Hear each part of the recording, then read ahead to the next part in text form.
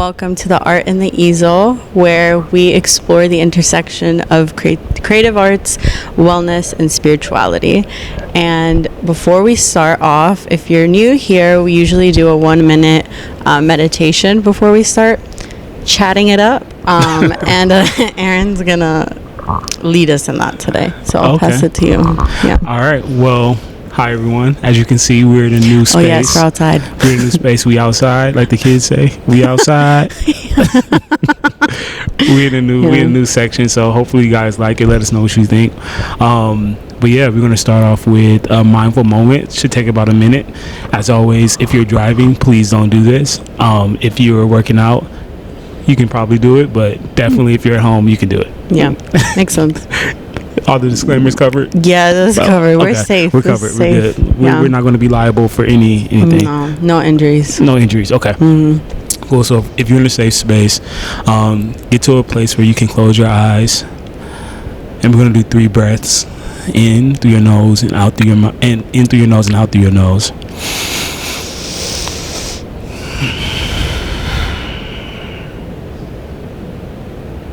And take another breath. In through your nose, out through your nose.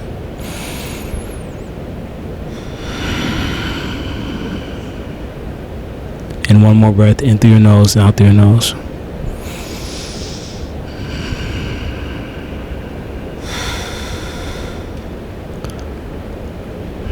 Just think about something good, something that made you happy this week or today or this last minute. Breathe in love and exhale any negative energies that have been holding you in or hostage or anything of that nature. And open your eyes. And now we're back. Nice. Cool. Hopefully that was helpful for you guys. Yeah, it was nice. What I kind of like is that we're in the shade right now, as you could tell, and then the sun is right there. So it feels like you took a little nap in the shade, and then you wake up and it's like so bright that your eyes are still getting like refocused. I like that feeling. You know? I like that. Yeah. All right. Well, something that's been on my mind a lot recently has been around critics, artists, and creators. And I feel like because we attach ourselves with so many labels, you know, if you're a creator, you only create. We just focus so much on being that one thing that it's kind of hard for us to face that we're just so complex and we could be multiple things. And recently I've been seeing a lot of camaraderie around critics and criticism, and if you know, when you follow creators or artists or makers, but then you also follow like critics and theorists, like who is it that you kind of value their opinion, or who do you trust? Yeah, who do you trust more? And I've been thinking about that a lot because I feel like there's not a division, but kind of like I trust this side more. It's like obviously we do that naturally as humans. We want to like take sides, right? And like defend and like advocate, etc. But let me know what your thoughts are. But for me, I feel like critics are creators and creators are critics. I don't think like you could solely be one without the other. Right. Especially like when I think about critics, because I enjoy following so many critics. I want to hear their thoughts. I value their opinions. And I think like maybe a lot of them do talk out of their ass. I don't know. But like I feel like when they do an analysis or deep dive, like to me, that it's like giving a dissertation. Like it's giving something that I want to like bookmark, save, like buy as a book. Like it is something that was created from their own mind, which to me is art. It's like a creative process. So when I hear like these arguments or like discussions or debates or what have you, want to speak to it about, it feels very like this tension, and I feel like you can't be one without the other, you know. I agree. It brings me to first thing that comes to my thought is like, you know how you have those YouTube reaction videos where people, you know, watch something and you watch them watch something, and that's almost as enjoyable as you just watching it on your own. Like I like watching freestyle rap, and if I'm watching a freestyle rapper, I also want to watch the person, another person reacting to it, because I like to see their reaction to it, and like you like to see that mirror, right? I think in some things, and so I agree with you. And like critics and creators are essentially the same, because critics are creating a piece of art and criticizing, but also we can like flip the table and say creators are also critics, in the sense that a creator is putting out into the world what their perspective is. So essentially that's a critique. So if I create music, if I consider myself a creator or a filmmaker or whatever the case may be, I'm creating art based off what I think is appropriate, what I criticize the world to be. So I think that they're one and the same in the sense, right? When critics are criticizing, they're creating, and when creators are creating, they're criticizing. And I think if we can realize that, we won't take as much as we do to heart. We won't take the critics' opinion so strongly, because we'll understand that they're also creating, and we won't take the creators' creation so strongly, because we also know that they're just criticizing. So I think if we can remove that like judgment, and just understand, like, you know, the old saying, like, beauty's in the eye of the beholder. That's the same with art, right? Like my critique, also when I'm also critiquing, I'm not thinking that my critique is going to hold any weight. Like hopefully, like, because essentially that's what we're doing right here. And I think that's one realization that me and Gina had, is like us sitting here talking about art and spirituality. We're creating, but we're also forming our own critiques, right? But I think if we could create with the sense of like our way is not the right way, that this critique that we're giving on things is not the only way, then it comes across a little bit better for us, and then also for the listener, in my opinion. I agree. At the end of the day, it's like a response, a reaction, however it manifests is a creation. So like what you were mentioning, that example of YouTube videos, and watching it, like you could value them both equally and find so much uniqueness in both. And then when you put your own spin on it, it's like that's a reflection, almost like a criticism of like, oh, this is my opinion on it. And it's like just a domino effect of creation, even if one feels like maybe the maker isn't a creator, because it feels like you're only like you're taking more than you're giving, I guess. What do you think about the comment section of videos? Do you think those are critiques? I think they're more so good. Like, my head immediately went critiques immediately, but they're a creation. Really? Okay. I think they are. I think they are, because it does add to it. I don't know, whenever I see like turned off comments, like there's a missing part of it, like I don't know, but like at the same time I think about how there's a purpose of why it was turned off too, right? It's a protection, and also like maybe that video didn't mean to have a collaborative or interactive element to it, right? Maybe it was just meant to be consumed, absorbed, and observed, and that's it, you know, and that's okay. Like that's not part of the video, that's not part of the piece, you know, like it's not a conversation. It was meant to just be a statement spoken out loud, and not meant to be interactive, which is fine. You know, it's like I was saying, it's like protection in a sense, like you're trying to protect yourself from the critique. That's true. Which is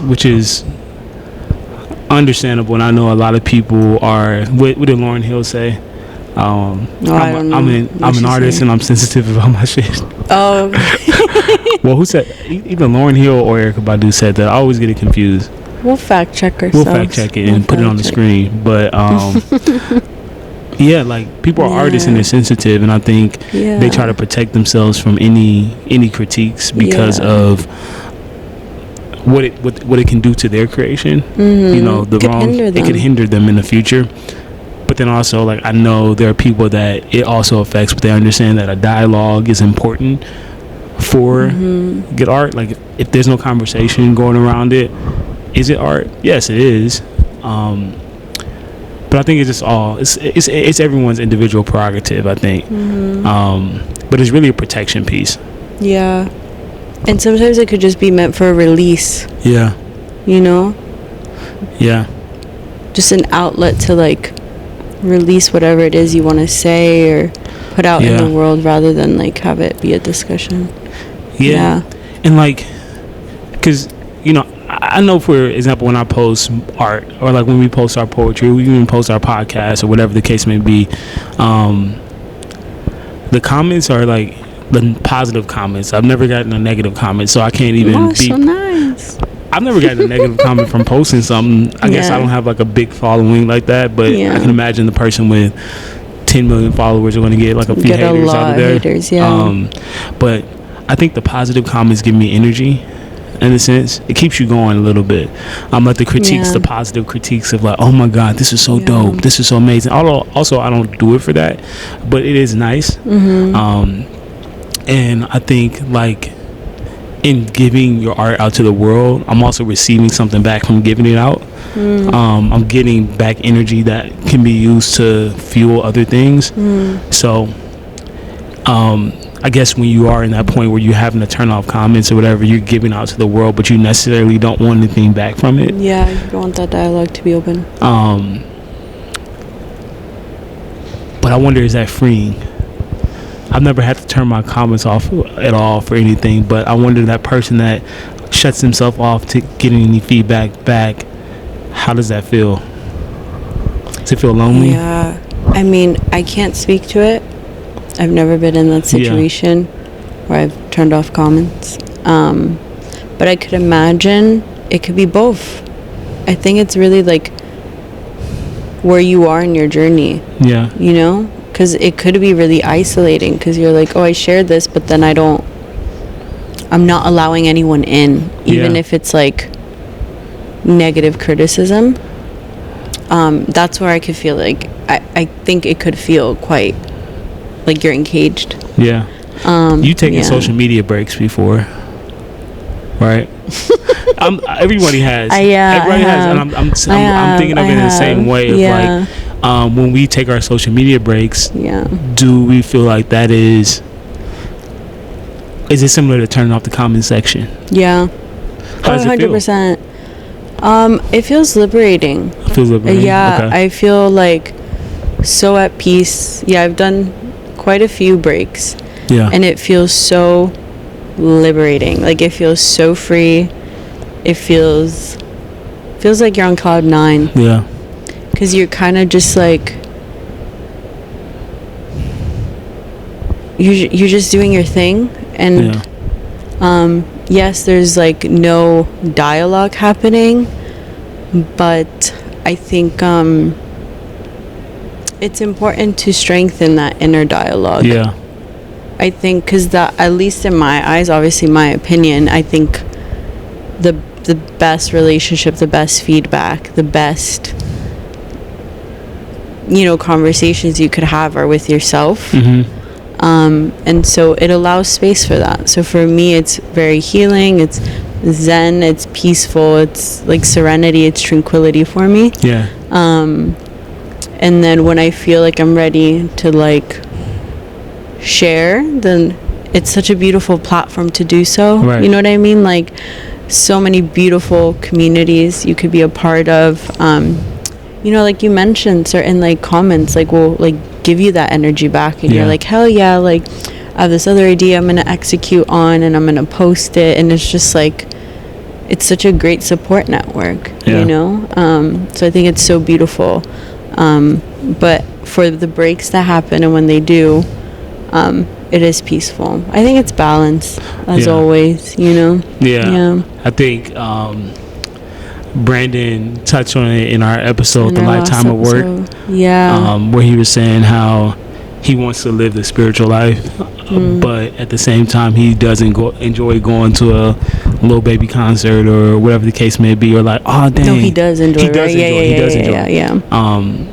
and he's like, like I'm enjoying this meditation, but I'm also like that'll be fun to do as well. Like that looks fun to do. And I think it's a balance. And so I think when I've taken my social media breaks or whatever the case may be, I think sometimes I do.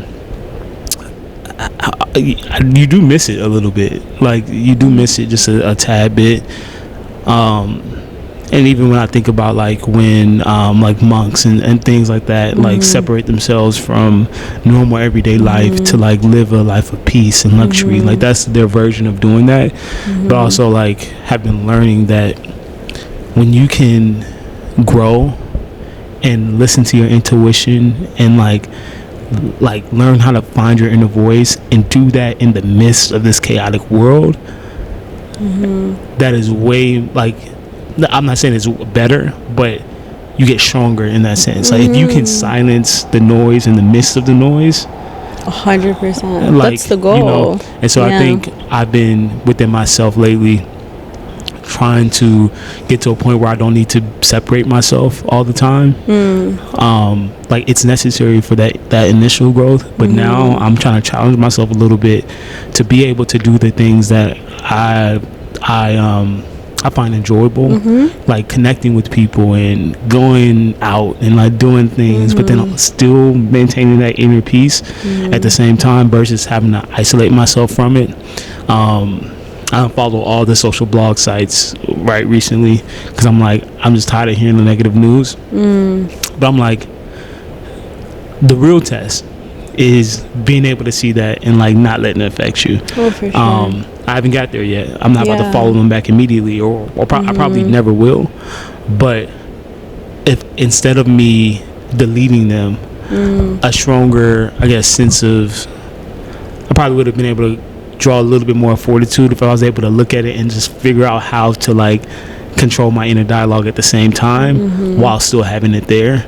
Now again, I'm not saying keep negative shit around you just to test your inner strength, but there's some things I think that you're like, I necessarily don't want to get rid of this thing in my life. I want to keep it here, but let me just figure out how to like control my inner dialogue about this particular thing, and instead of just removing it. For sure. So I don't know. Yeah, because it's easy. Oh wait, I interrupted. No, you. Go ahead. Okay. You good? Because it's so. I think about this a lot. It's so easy to take a break and separate yourself and remove yourself from a situation and like go on a walk, go on a silent retreat, you know, whatever you find and deem peaceful. It's so easy to go do that and be in that headspace, be so peaceful. It's easy, or like it's easier than if you're like amongst chaos, and then you easily like adapt that energy instead of remaining like intuitively strong and like your thoughts and holding on to that inner peace is so much harder.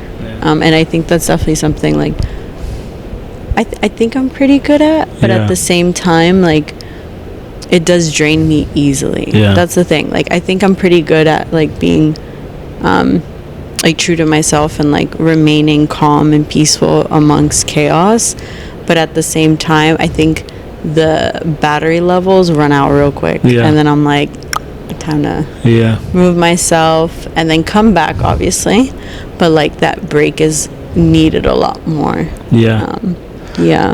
But I think that, I mean, I agree with, it's just so much easier to kind of like peace out and like be peaceful where there's already peace, you know? So it's like remaining true.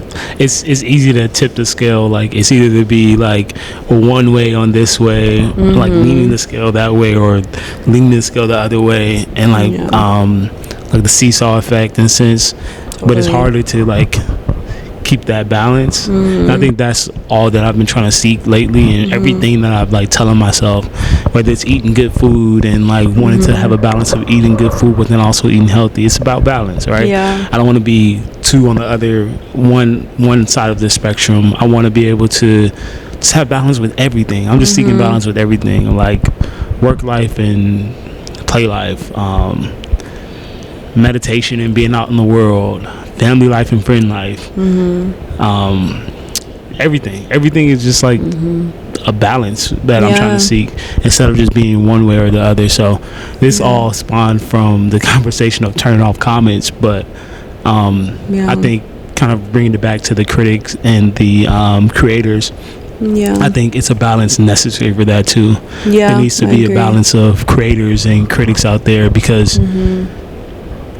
it's, I don't want to say people are creating for the critics, but in a way I think it happens. Like, people create for the critique, but people also create to critique. So it's just a balance necessary. It's a balance, and I think it just teaches you to also trust your intuition more, and like trust your gut more. And as long as you know your why, I think that's the most important thing. You know? And speaking of intuition, like, intuition has been like on my mind heavy this last week. There's this song on intuition that I've like, it's been ringing in my ear. A song about intuition. What song? What's the song? It's called Intuition. I can't think of the artist right now. But it's just like been ringing in my ear. And I went to float recently. Floating, if you guys know, like in the what do you call those chambers? I don't know what they're called. It's essentially a mini spaceship. I'm gonna call it a mini pretty spaceship. Much mini spaceship. And you close yourself inside of it, and you float essentially in water. And I did that recently, and I was having downloads about intuition again in that sense. And it's just like, okay, intuition, sometimes finding your intuitive voice is hard, but I think that's the biggest journey. I think like knowing whether that voice that you hear is intuition, or is it the voice of your mom, or is it the voice of your dad, or voice of a ex, is it a voice of a friend, or is that your truly universal intuitive voice? I think it's the hardest thing to like do in life, but when you do find it, I think you're kind of like on the right path. You're on a better path. You're able to kind of quiet that voice and find that inner voice that you know it's you. And I had a download in the sense of like that intuition can come in the form of like physical sensations in your body that I just now started to realize. Like, you know, I know Gina's been I thought we've had conversations about this before, about like your certain body parts move or whatever when like there's when your intuition like is flagging itself, like maybe an eye twitch or like a finger twitch, or like your body's like trying to tell you. So I've been listening to that a little bit more when I'm around certain people, and I'm like, okay, like that wasn't there before. Like my eye didn't start twitching, or my cheek didn't start itching, or whatever the case may be. Like these small little things that we kind of like miss out on. I'm trying to pay attention to them more. Again, I don't have definitions for them all yet, but I think now that I'm going to pay attention to it. It basically, your intuition doesn't always lean itself to being a voice. It can be a physical sensation as well, but I think intuition is important in kind of like moving on to certain paths in life, you know. Definitely. I mean, our bodies are channels that are signaling to us all the time, you know. And I think it's the same with it kind of reminds me of what you were mentioning about the reaction, about watching people watch things. It reminds me of that too, because essentially the way you're reacting to your body is the same way when we see something and we want to react back. It's just like a reflection of it, and that's why there's duality in that, you know. I agree with that. So important. And how do you think intuition kind of rolls itself into creating? Do you think most creators are leaning with intuition when they're creating, or are they pulling from a different source? Both. Both. I think again, this is all like, I have no statistics, amount of creators that just create for themselves, Yeah. But I would say a good majority, I feel like, lead with their intuition, and there will always be a sliver of people who I think create for from their ego. I feel like you could tell when something's created from a place of a need for validation, attention from a particular audience or person, or it's coming from a void. I think you could see it pretty evidently, I feel. But I feel like most things are created out of the intuition, just like the maker and the creator wanting to, they're having a visceral reaction, whether it's physically or mentally, of this has been on my mind a lot. I feel like the world is lacking this right now. I want to put this out there. I feel like most of the time it's for the sake of of release and sharing it with other people. But I think we're humans, right? Our ego is alive and well and comes out and is but I want people to perceive me in this way. I want to be desired in this way. I want to be given this title. There will always be. I mean, that's just a part of being human. I think there will always be a part where it's not driven by intuition. It's more driven by the ego. But I think the majority, or at least I would hope, is all right, Gina spitting her intuition facts out. I would hope it's from intuition, because it's so beautiful when I have a few friends who don't share their art or what they make, and I'll see it and I'm I feel like there's so much beauty in the uncensored, the unfiltered, even if it's I disagree with the statement that it's making. It's just so beautiful because it's coming from such a raw place. It's not looking for anything. It doesn't desire anything. It's just, I made this thing, and that's that. I think there's just such beauty in that. Rather than it being from a place of ego.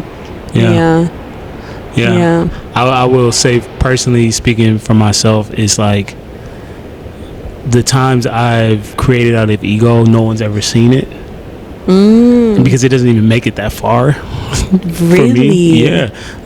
I know, I know when I've written a poem or done something that was done for attention, it doesn't make it that far. I either give up on it because I had the wrong intentions in doing it, or I'll do it for a day or two or a week or two, and it just kind of dies off because I was creating it from the wrong place. And so I would say a lot of the ego driven work, to your point, of the majority of it being intuitive, doesn't see the light of day because it doesn't make it that far. I don't know, obviously there's some cases where we do see someone's egos at its highest peak in form of creation, but we either see that starts to die off at some point, or we see that particular person start to self-destruct in a way, or it just doesn't make it out, or people take those breaks. I see when people when artists have to take those breaks and get themselves back realigned, just because they had noticed their intentions had started to change a little bit, and they have to come back home a little bit. So I think for me, it's I've definitely had those times, whether it's creating other YouTube channels or writing poetry, where I'm this was definitely ego based, and no one's ever gonna see it. Which is fine. I don't want to dig it up. No. It's still I wrote published. something recently. I wrote a poem recently that it was very much I was writing it to prove a point. I was writing it to be right. I was writing it to be this is how you should do things. And I shared it with one person, and she was people are not going to take that the right way. I'm I don't care how people will take it. I don't care. They can think what they want. They can think what they want. Art is art. it's my perspective. And I had to think, then I had to like, okay, let me think about that for a minute, because I've been learning lately to, like, when I get wise counsel and when someone gives their opinion on it, you don't have to agree with it, but at least think about it from their perspective a little bit. Yeah. And so I looked at the poem again, and I'm like, yeah, you were actually like trying, like, I could never present this out there. This is not the brand I want to put out there. This is going to rub so many people the wrong way. Why would I want to do that? To prove a point? To be right? Do you feel like you're censoring yourself in any way, though, when you do that, even if it's coming from that place? No, because I wrote it. I wrote it. I think I wrote it. It's like, fleshed out. It's fleshed out. I didn't censor myself because I got it out. Yeah. But at the same time, I don't think it needs to be shared, because I know how it can make someone feel. Totally. And I didn't censor myself in the creation process. But some art should be held close to your heart. Maybe it was a vent for me. That was what that poem was. I was venting. I need to get it out. The release. But I didn't need to tell anyone that, because it could hurt a lot of people. It wasn't like, okay, let me. Do you want to like preface? Do you want to? You sound like you're like being a jerk. It was not that bad. Like, it wasn't that offensive to anybody. Like, I'm joking.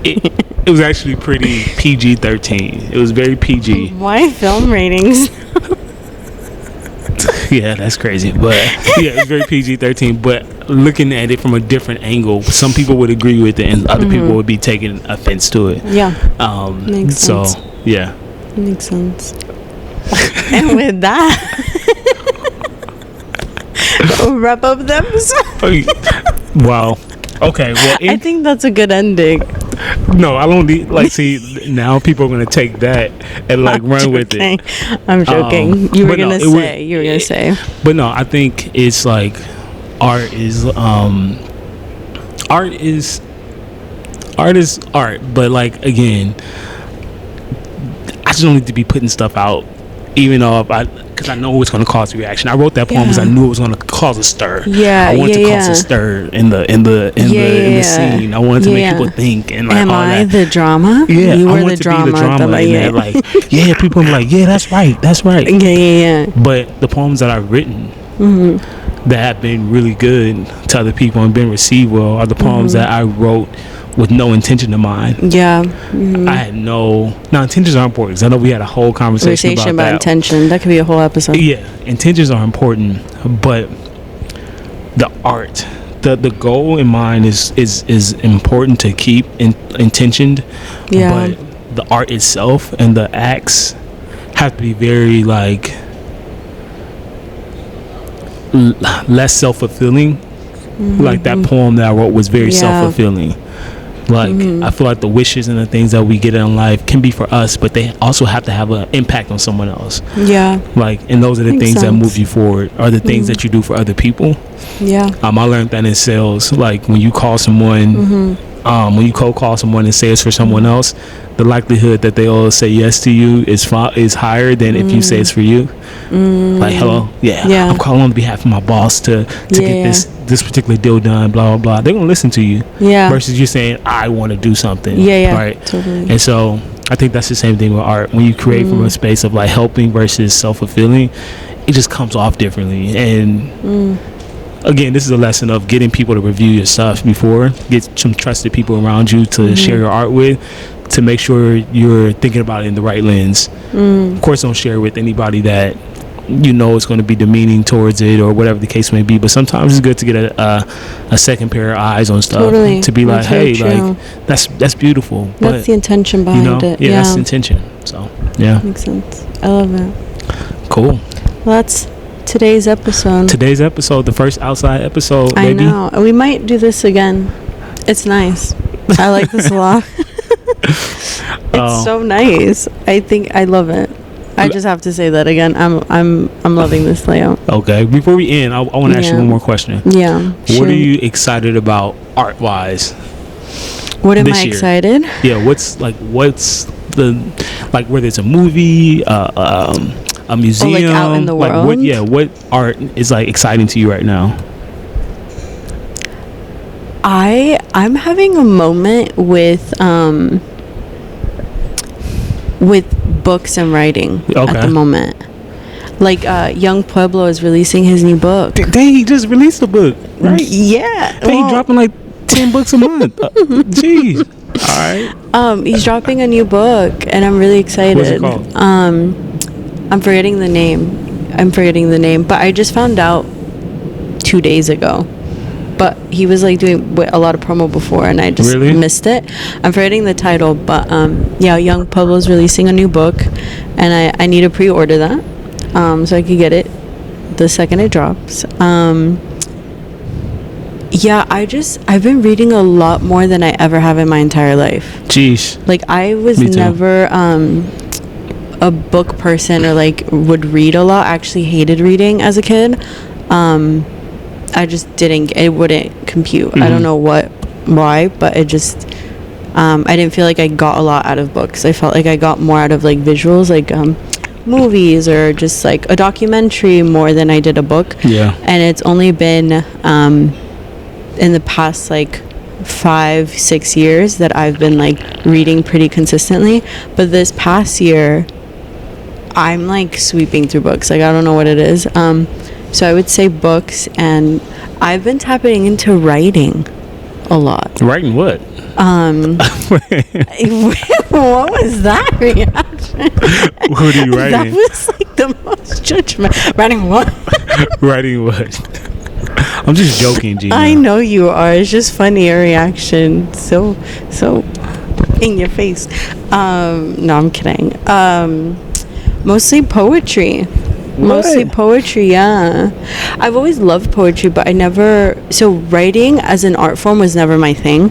It's always been like photography and videography, and like painting. But and then I was doing pottery, and then like a year-ish ago, and then I had like a break, a hiatus from it for a little bit. Yeah. And then I just did a 1 intro class again with a friend, and then I've gone like 6 times after that, and I'm doing it like weekly now again.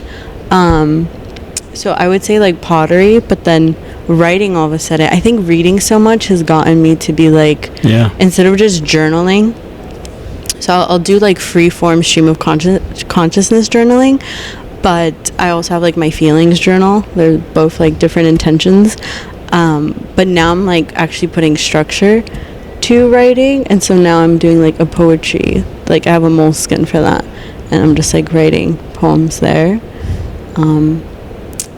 That was a rant, but yeah, writing and books is what I'm excited about. But from not like coming from me, like creating, there's just so many good movies coming out.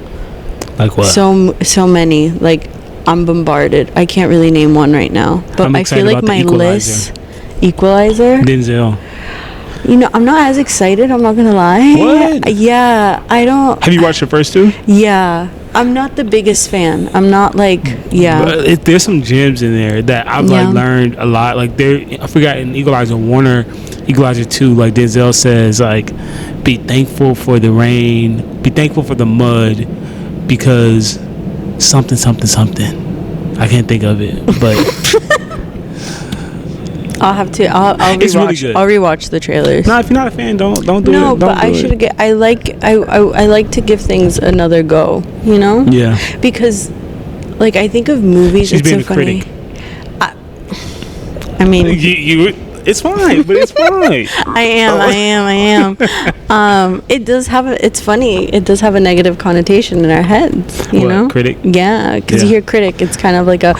Can we think of a new word for critic? A rebrand of the word critic and what it signifies. I think it's a hard C at the end. It's like, yeah, critic.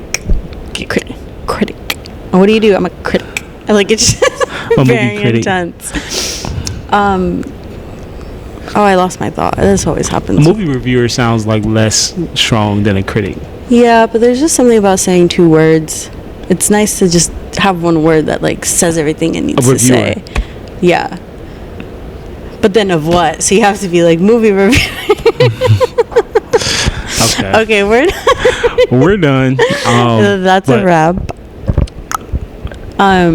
See? Sorry, I did we need the little. Oh yeah. Yeah. Okay. I think we should have that. But yeah, thank you for joining this episode. Yeah, thank you for joining us. I hope it was a good episode to listen to. That's a weird thing to say. Or watch. Yeah, that's very true. We do have audio and video for the majority of our episodes. Yeah, except two. Let us know your thoughts. If you have any topic ideas or things that are just like on your mind that you think would be a great thing to expand upon, let us know, and we'll see you next time. See you next time, homie. Awesome. Peace.